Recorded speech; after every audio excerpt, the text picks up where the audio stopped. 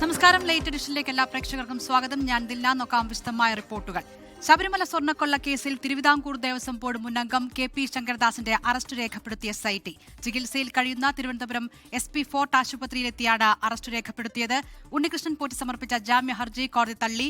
വാജിവാഹനം തന്ത്രിക്ക് നൽകിയത് ആചാരപ്രകാരമാണെന്ന് ദേവസ്വം ബോർഡ് മുൻ അംഗം അജയ് തറയിൽ പറഞ്ഞു. KP ശങ്കരദാസിന്റെ അറസ്റ്റ് രേഖപ്പെടുത്തിയതോടെ ശബരിമല സ്വർണ്ണക്കൊള്ള കേസിൽ 12 പേരാണ് ഇതുവരെ പിടിയിലായത്. കേസിൽ 11ാം പ്രതിയാണ് KP ശങ്കരദാസ്. ശങ്കരദാസിനെ അറസ്റ്റ് ചെയ്യാത്തതിൽ കഴിഞ്ഞ ദിവസം ഹൈക്കോടതി രൂക്ഷമായി വിമർശിച്ചിരുന്നു. തുടർന്നാണ് SP ശശിധരന്റെ നേതൃത്വത്തിലുള്ള അന്വേഷണ സംഘം ശങ്കരദാസിനെ ചികിത്സയിൽ കഴിയുന്ന തിരുവനന്തപുരം ആശുപത്രിയിലെത്തി അറസ്റ്റ് രേഖപ്പെടുത്തിയത്. അറസ്റ്റ് വിവരം കോടതിയെ അറിയിച്ചു. കഴിഞ്ഞ കുറച്ചു ദിവസങ്ങളിലായി ICUവിലായിരുന്നു ശങ്കരദാസ്. മുറിയിലേക്ക് മാറ്റിയതിനു പിന്നാലെയാണ് അറസ്റ്റ്. അതേസമയം ശബരിമലയിലെ പഴയ കൊടിമരത്തിലുണ്ടായിരുന്ന വാജിവാഹനം തന്ത്രിക്ക് നൽകിയത് ആചാരമാണെന്ന് ദേവസ്വം ബോർഡ് മുൻ അംഗം അജയ് തറയിൽ പറഞ്ഞു. ഒരു ക്ഷേത്രത്തിന്റെ പുനരുദ്ധാരണ സമയത്ത് ആ ക്ഷേത്രത്തിലെ കൊടിമരത്തിലെ വാജിവാഹനം, താഴികക്കുടം, കൊടിക്കയർ ഇവയ്ക്കെല്ലാം അവകാശമുള്ളത് തന്ത്രിക്കാണ് എന്നാണ് അന്ന് പ്രസിഡന്റ് ഞങ്ങളോട് പറഞ്ഞത്. റിമാൻഡിൽ കഴിയുന്ന ഉണ്ണികൃഷ്ണൻ പോറ്റി സമർപ്പിച്ച ജാമ്യഹർജി കോടതി തള്ളി. ദ്വാരപാലക, കട്ടളപ്പാളി കേസുകളിലെ ജാമ്യഹർജിയാണ് കൊല്ലം വിജിലൻസ് കോടതി തള്ളിയത്. 24 തിരുവനന്തപുരം. ശബരിമലയിൽ അഭിഷേകം ചെയ്ത നെയ്യ് വിൽപ്പന നടത്തിയ ജീവനക്കാരെ രൂക്ഷമായി വിമർശിച്ച് ഹൈക്കോടതി. അഴിമതി തടയാൻ കൃത്യമായ സംവിധാനം വേണമെന്ന് ദേവസ്വം ബോർഡിന് കോടതി നിർദ്ദേശം നൽകി. ജോലി ചെയ്യാനല്ല, ചില ജീവനക്കാർക്ക് പണം തിരിമറി നടത്താനാണ് താൽപര്യമെന്ന് ദേവസ്വം ബെഞ്ച് വിമർശിച്ചു. 35 ലക്ഷം രൂപയുടെ അഴിമതിയാണ് ശബരിമലയിലെ ആടിയ നെയ്യ് വിൽപ്പനയിൽ പ്രാഥമികമായി കണ്ടെത്തിയത്. ഒരു ജീവനക്കാരനെ സസ്പെൻഡും ചെയ്തു. എന്നാൽ കേവലം ഒരാൾ മാത്രം വിചാരിച്ചാൽ നടക്കുന്ന തട്ടിപ്പല്ല നടന്നതെന്നാണ് കോടതിയുടെ വിലയിരുത്തൽ. ഇതിന് പിന്നാലെയാണ് ദേവസ്വം ജീവനക്കാർക്കെതിരെയുള്ള അതിരൂക്ഷ വിമർശനം. ഭക്തരെ സേവിക്കാനല്ല ശബരിമലയിലെ ചില ദേവസ്വം ജീവനക്കാർ എത്തുന്നത് സ്വന്തം ലാഭത്തിനു വേണ്ടിയാണ്. ഇത്തരം സാഹചര്യങ്ങൾ ഒഴിവാക്കാനാണ് കണക്കുകൾ കൃത്യമാക്കാനുള്ള ഹൈക്കോടതിയുടെ നിർദ്ദേശം. സമഗ്രവും കൃത്രിമം കാണിക്കാനാകാത്തതുമായ ഒരു സോഫ്റ്റ്വെയർ സംവിധാനം ദേവസ്വം ബോർഡ് ഒരുക്കണം. ഇത് ബോർഡിന്റെ ഉത്തരവാദിത്വമാണ്. നടപടികൾ വൈകിയാൽ ചിലരുടെ വ്യക്തി താൽപര്യമായി കണക്കാക്കേണ്ടി വരുമെന്നും ദേവസ്വം ബെഞ്ച് ഓർമ്മിപ്പിച്ചു. വിഷ്ണു സുരേഷ്, 24 കൊച്ചി. മൂന്നാമത്തെ ബലാത്സംഗ കേസിൽ രാഹുൽ മാങ്കൂട്ടത്തിൽ MLAയുമായി പോലീസിന്റെ തെളിവെടുപ്പ്. യുവതിയെ പീഡിപ്പിച്ച തിരുവല്ലയിലെ ഹോട്ടലിൽ എത്തിച്ചായിരുന്നു തെളിവെടുപ്പ്. രാഹുലിന്റെ അടൂരിലെ വീട്ടിൽ ലാപ്ടോപ്പിനായി അന്വേഷണ സംഘം പരിശോധന നടത്തി. വിദേശത്തുള്ള അതിജീവിതയുടെ രഹസ്യമൊഴി രേഖപ്പെടുത്താനുള്ള നീക്കം അന്വേഷണ സംഘം ആരംഭിച്ചിട്ടുണ്ട്. ഇന്നലെയുണ്ടായ പ്രതിഷേധങ്ങളുടെ പശ്ചാത്തലത്തിൽ പുലർച്ചെ 5:45 അന്വേഷണ സംഘം രാഹുൽ മാങ്കൂട്ടത്തിലുമായി പത്തനംതിട്ട AR ക്യാമ്പിൽ നിന്നും ഇറങ്ങി. കനത്ത പോലീസ് സുരക്ഷയിലായിരുന്നു തിരുവല്ലയിലേക്കുള്ള യാത്ര. ക്ലബ് 7 ഹോട്ടലിലെ 408 നമ്പർ മുറിയിലായിരുന്നു തെളിവെടുപ്പ്. ഹോട്ടലിലെത്തിയതും മുറിയിൽ പോയതും രാഹുൽ സമ്മതിച്ചു. അതിജീവിതയുമായി സംസാരിക്കാനാണ് എത്തിയതെന്നാണ് രാഹുൽ തെളിവെടുപ്പിനിടെ പറഞ്ഞത്. പീഡിപ്പിച്ചെന്ന പരാതിയിൽ മറുപടി നൽകിയില്ല. രാഹുൽ BR എന്ന രജിസ്റ്ററിലെ പേര് നിർണായക തെളിവായി SIT കണ്ടെത്തിയിട്ടുണ്ട്. എന്നാൽ മാധ്യമങ്ങളുടെ ചോദ്യത്തോട് ഇന്നും രാഹുൽ പ്രതികരിച്ചില്ല.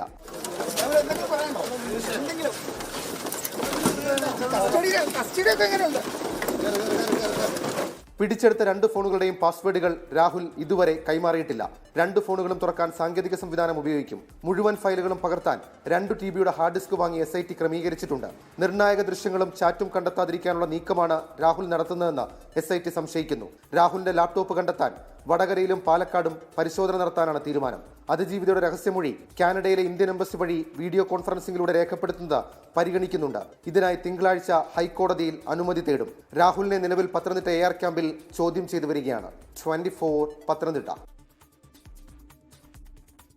പീഡനക്കേസിൽ അറസ്റ്റിലായ രാഹുൽ മാങ്കൂട്ടത്തിൽ MLAയെ അയോഗ്യനാക്കാൻ സ്പീക്കർക്ക് പരാതി. വാമനപുരം MLA DK മുരളിയാണ് സ്പീക്കർക്ക് പരാതി നൽകിയത്. രാഹുലിനെ പിന്തുണച്ച പത്തനംതിട്ട ജില്ലാ പഞ്ചായത്ത് അംഗം ശ്രീനാദേവി കുഞ്ഞമ്മയോട് പത്തനംതിട്ട DCC വിശദീകരണം തേടി. രാഹുൽ മാങ്കൂട്ടത്തിലിനെ അയോഗ്യനാക്കാൻ വാമനപുരം MLA DK മുരളിയാണ് സ്പീക്കർക്ക് പരാതി നൽകിയത്. നിരവധി സ്ത്രീപീഡന കേസ് പ്രതിയായ പാലക്കാട് MLAയെ നിയമസഭയിൽ നിന്ന് പുറത്താക്കണമെന്നാണ് പരാതിയിലെ ആവശ്യം. സ്പീക്കർ AN ഷംസീർ പരാതി ലെജിസ്ലേച്ചർ സെക്രട്ടേറിയറ്റിന് കൈമാറി. എത്തിക്സ് കമ്മിറ്റിയുടെ റിപ്പോർട്ടിൽ എല്ലാ നിയമവശങ്ങളും നോക്കിയാകും തുടർ തീരുമാനം. അതിനിടെ ലൈംഗിക പീഡന കേസിൽ അറസ്റ്റിലായ രാഹുൽ മാങ്കൂട്ടത്തിലിനെ പിന്തുണച്ച പത്തനംതിട്ട ജില്ലാ പഞ്ചായത്ത് അംഗം ശ്രീനാദേവി കുഞ്ഞമ്മയോട് കോൺഗ്രസ് വിശദീകരണം തേടി. ശ്രീനയുടെ അഭിപ്രായം പാർട്ടിക്ക് അവമതിപ്പുണ്ടാക്കിയെന്ന് പത്തനംതിട്ട DCC വിലയിരുത്തി. വിശദീകരണം തൃപ്തികരമല്ലെങ്കിൽ അച്ചടക്ക നടപടിയുണ്ടാകും. വിഷയത്തിൽ പ്രതിപക്ഷ നേതാവ് വി ഡി സതീശനും KPCC പ്രസിഡന്റ് സണ്ണി ജോസഫും വിവരങ്ങൾ തേടി. നടപടി ആവശ്യപ്പെട്ട് ഇന്ന് രാവിലെ കേസിലെ അതിജീവിത KPCC നേതൃത്വത്തിന് പരാതി നൽകിയിരുന്നു. 24 പത്തനംതിട്ട. ബിഷപ്പ് ഫ്രാങ്കോ മുളയ്ക്കലിനെതിരായ പീഡനക്കേസിൽ നിയമപോരാട്ടം തുടരുമെന്ന കേസിലെ അതിജീവിത സിസ്റ്റർ റാണിറ്റ്. സഭാ നേതൃത്വം നിശബ്ദത തുടരുന്നത് വേദനയുണ്ടാക്കിയെന്ന് സിസ്റ്റർ പറഞ്ഞു. ജീവദുരിതം വെളിപ്പെടുത്തിയ റാണിറ്റ് ഉൾപ്പെടെയുള്ള 3 കന്യാസ്ത്രീകൾക്കും സർക്കാർ റേഷൻ കാർഡ് കൈമാറി. ബിഷപ്പ് ഫ്രാങ്കോ മുളയ്ക്കലിനെതിരായ പീഡനക്കേസിൽ നിയമപോരാട്ടം ആരംഭിച്ചതു മുതൽ വലിയ പ്രതിസന്ധി നേരിട്ടുവെന്ന് സിസ്റ്റർ റാണിറ്റ് പറയുന്നു. സഭാ നേതൃത്വം അന്നു മുതൽ മൗനം പാലിച്ചു. സഭയുടെ മൗനം വലിയ വേദനയുണ്ടാക്കി. നിത്യചെലവ് പോലും നടത്താൻ കഴിയാത്ത സാഹചര്യമുണ്ടായി. സഭാ നേതൃത്വത്തിന് ഇതിൻ്റെ അകത്തേക്ക് കൊണ്ടുവരേണ്ട അവരുടെ നിശബ്ദതയാണ് നമ്മളെ വേദനിപ്പിക്കുന്നത്. നിയമപോരാട്ടത്തിൽ മുഖ്യമന്ത്രിയെ കണ്ട് സർക്കാർ പിന്തുണ തേടിയിട്ടുണ്ട്. സ്പെഷ്യൽ പ്രോസിക്യൂട്ടർ നിയമിക്കുന്നത് പരിഗണിക്കാമെന്ന് മുഖ്യമന്ത്രി ഉറപ്പു നൽകി. അത് വൈകിയാൽ സ്വന്തം നിലയ്ക്ക് നിയമപോരാട്ടം തുടരും. പബ്ലിക് സ്പെഷ്യൽ പ്രോസിക്യൂട്ടറെയാണ് ഞാൻ ആവശ്യപ്പെടുന്നത്. വേണ്ടത് ചെയ്യാം, പരിഗണിക്കാം, നോക്കാം എന്നുള്ള ഒരു വാക്ക്. കുരുവിലങ്ങാട് മഠത്തിൽ സിസ്റ്റർ റാണിറ്റ് ഉൾപ്പെടെയുള്ള കന്യാസ്ത്രീമാർ നേരിടുന്ന പ്രതിസന്ധി നേരത്തെ പുറത്തുവന്നിരുന്നു. ഇതിനു പിന്നാലെ മന്ത്രി GR അനിൽ ഇടപെട്ട് സിസ്റ്റർ റാണിറ്റ് ഉൾപ്പെടെയുള്ളവർക്ക് ഇന്ന് റേഷൻ കാർഡ് കൈമാറി. ജില്ലാ സപ്ലൈ ഓഫീസർ മഠത്തിലെത്തിയാണ് കാർഡുകൾ കൈമാറിയത്.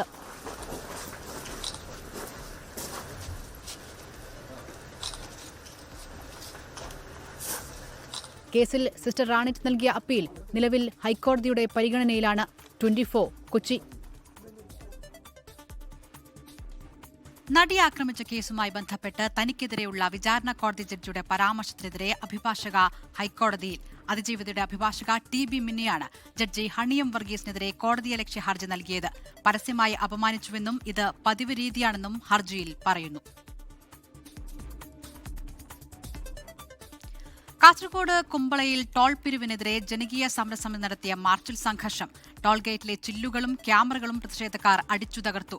ടോൾ പിരിവിനെതിരെ നടത്തിയ നൈറ്റ് മാർച്ചിനിടെയാണ് സംഘർഷം. പ്രതിഷേധക്കാരോട് പിരിഞ്ഞുപോകാൻ മഞ്ചേശ്വരം MLA AKM അഷ്റഫ് ആവശ്യപ്പെട്ടു. ശാന്തമായി നടക്കുന്ന സമരത്തിന്റെ ഗതി മാറ്റാൻ ചിലർ ശ്രമിക്കുന്നുവെന്നാണ് MLAയുടെ ആരോപണം. സമരം ഇന്ന് താൽക്കാലികമായി അവസാനിപ്പിച്ചു.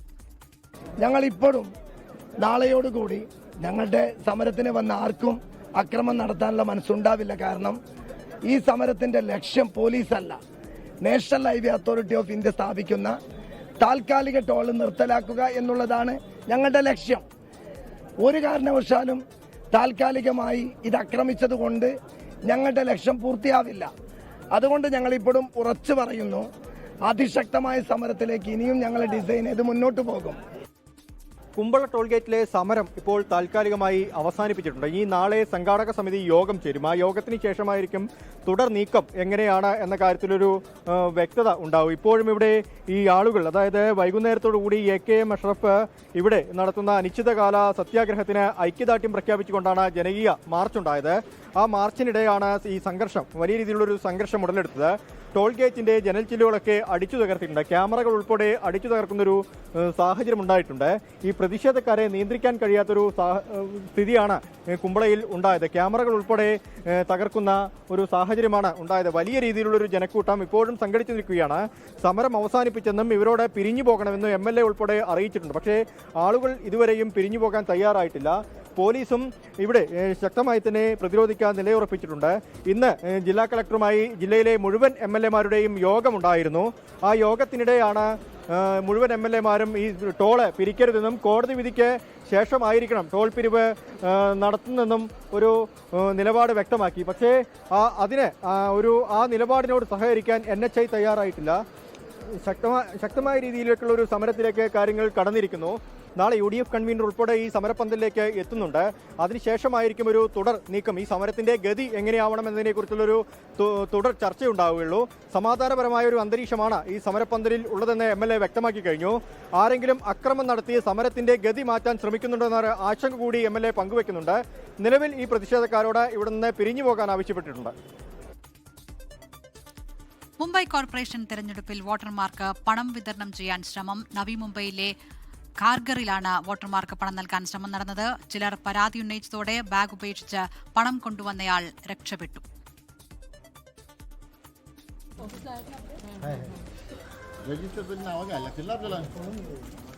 हां त्या रजिस्टरचे फोटो घ्यायला लागणार. ശ്രീനാഥ് ചന്ദ്രൻ മുംബൈയിൽ നിന്ന് ചേരുകയാണ്. ശ്രീനാഥ്, ആരാണ് ഈ പണവിതരണത്തിന് പിന്നിലെന്ന് മനസ്സിലായിട്ടുണ്ടോ? എന്താണ് ലഭ്യമാകുന്ന വിവരങ്ങൾ? ദിൽന, മുംബൈ അടക്കം 29 കോർപ്പറേഷനുകളിലേക്ക് നാളെ തെരഞ്ഞെടുപ്പ് നടക്കാൻ വേണ്ടി പോവുകയാണ്. പലയിടത്തും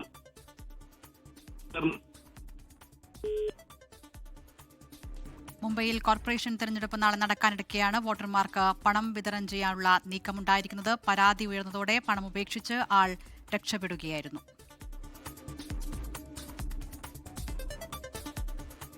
ഇനി ശബരിമല വാർത്തകൾ.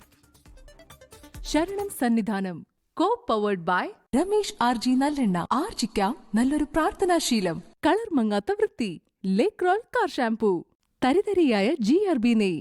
പ്യുവറാണ്, അത് ഷുവറാണ്. Co sponsored by BLM Kerala, Tamil Nadu, Pondicherry. Makaravilakku ദർശന പുണ്യം നേടി ഭക്തലക്ഷങ്ങൾ. തിരുവാഭരണം ചാർത്തിയുള്ള ദീപാരാധനയും പൊന്നമ്പലമേട്ടിൽ മകരവിളക്കും തെളിഞ്ഞതോടെ ശബരിമല സന്നിധാനം ശരണവിളികളാൽ മുഖരിതമായി.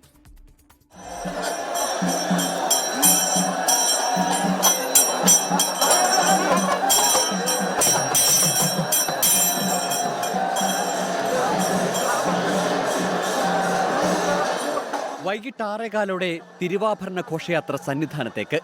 മരക്കൂട്ടത്ത് ADM അരുൺ എസ് നായരുടെ നേതൃത്വത്തിൽ ദേവസ്വം ബോർഡ് അധികൃതരും പോലീസും ചേർന്ന് തിരുവാഭരണം സ്വീകരിച്ചു. നടപ്പന്തൽ കടന്ന് 18-ാം പടി ചവിട്ടി സോപാനത്തേക്ക് തിരുവാഭരണങ്ങൾ എത്തിയപ്പോൾ മന്ത്രി VN വാസവന്റെ നേതൃത്വത്തിൽ വരവേറ്റു. ശേഷം 6:40 തിരുവാഭരണ വിഭൂഷിതനായ അയ്യപ്പന് ദീപാരാധന.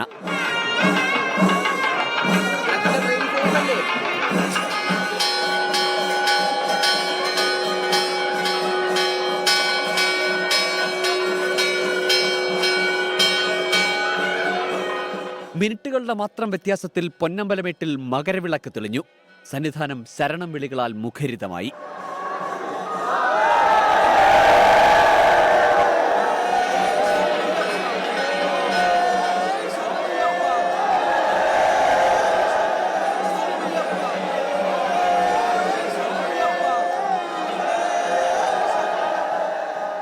പുല്ലുമേട്ടിലും പമ്പയിലും നിലയ്ക്കലിലും മകരവിളക്ക് ദർശിച്ച അയ്യപ്പ ഭക്തർക്ക് സായുജ്യം.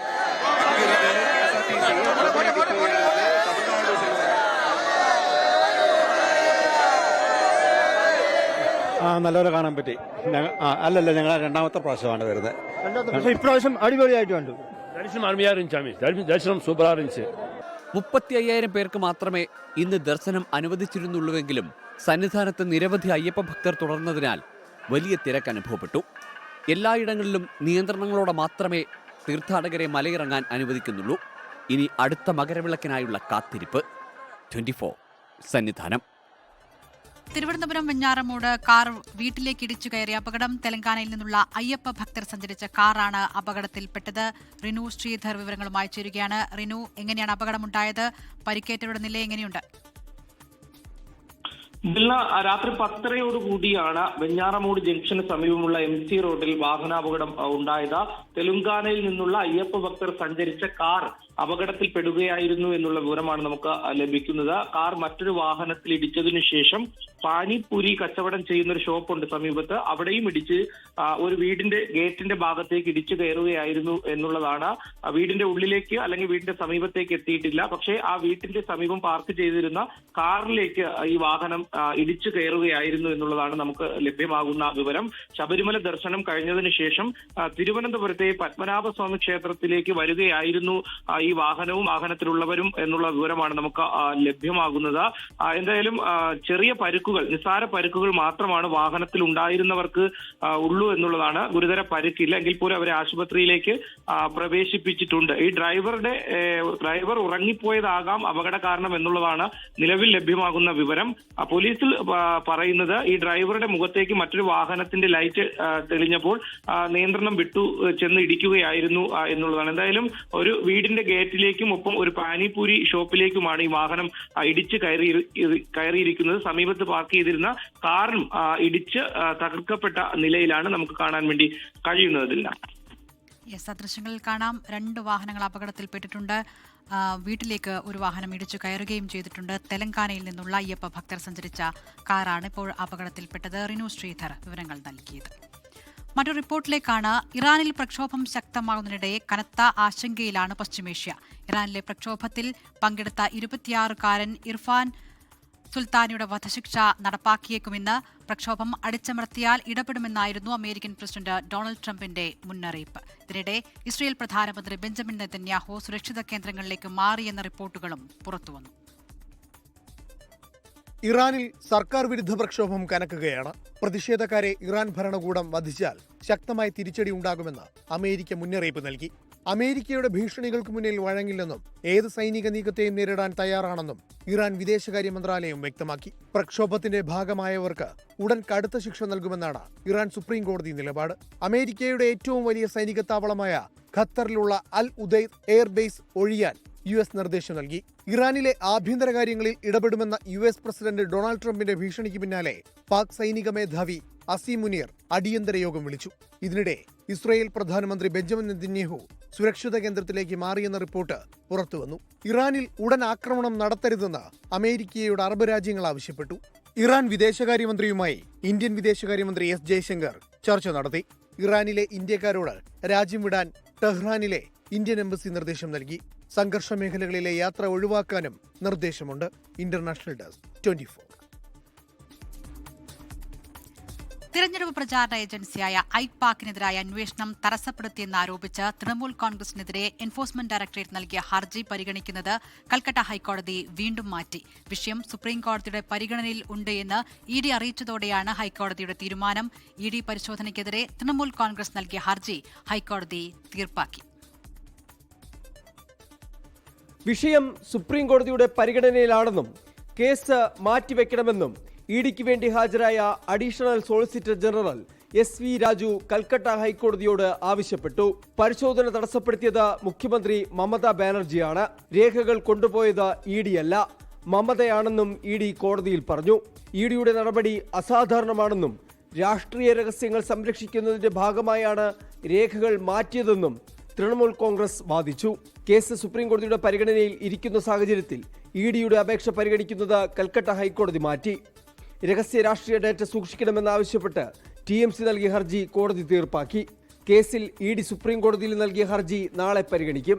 കൽക്കരി കുംഭകോണവുമായി ബന്ധപ്പെട്ട കള്ളപ്പണം വെളുപ്പിക്കൽ കേസിന്റെ ഭാഗമായാണ് കൊൽക്കത്തയിലെ ഐപാക് ഓഫീസിലും സ്ഥാപകനായ പ്രദീക് ജെയിനിന്റെ വസതിയിലും ED പരിശോധന നടത്തിയത്. 24 ഡൽഹി. നിയമസഭാ തിരഞ്ഞെടുപ്പ് ചൂടിലേക്ക് കേരളം.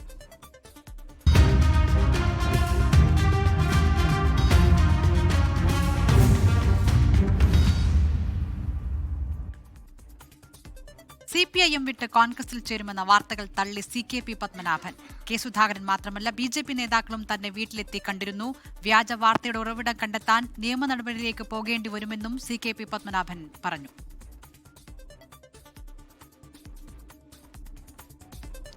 വയനാട് മുണ്ടക്കൈ ചൂരൽമല ഉരുൾപൊട്ടൽ പുനരധിവാസത്തിന് കോൺഗ്രസ് വാങ്ങിയ സ്ഥലം വന്യമൃഗശല്യമുള്ള മേഖലയാണെന്ന വിമർശനത്തിന് മറുപടിയുമായി നേതാക്കൾ. വയനാട്ടിൽ എല്ലാ സ്ഥലത്തും കാട്ടാനശല്യം ഉണ്ടല്ലോ എന്നാണ് KPCC അധ്യക്ഷൻ സണ്ണി ജോസഫിന്റെ പ്രതികരണം. വയനാട്ടിൽ ഏതു സ്ഥലമാണ് ആനയും കടുവയും ഇറങ്ങാത്തതെന്ന് കോൺഗ്രസ് നേതാവ് രമേശ് ചെന്നിത്തലയും ചോദിച്ചു. ലേറ്റ് എഡിഷൻ പൂർണ്ണമാകുന്നു. എല്ലാ പ്രേക്ഷകർക്കും ശുഭരാത്രി. ലോകത്തെവിടെയായാലും ഏത് സമയത്തും 24 വാർത്തകളും ഓഗ്മെന്റഡ് റിയാലിറ്റി പാക്കേജുകളും എക്സ്പ്ലെയിനറുകളും വിശദമായി കാണാൻ ഞങ്ങളുടെ YouTube ചാനൽ നിങ്ങൾക്ക് സബ്സ്ക്രൈബ് ചെയ്യാം.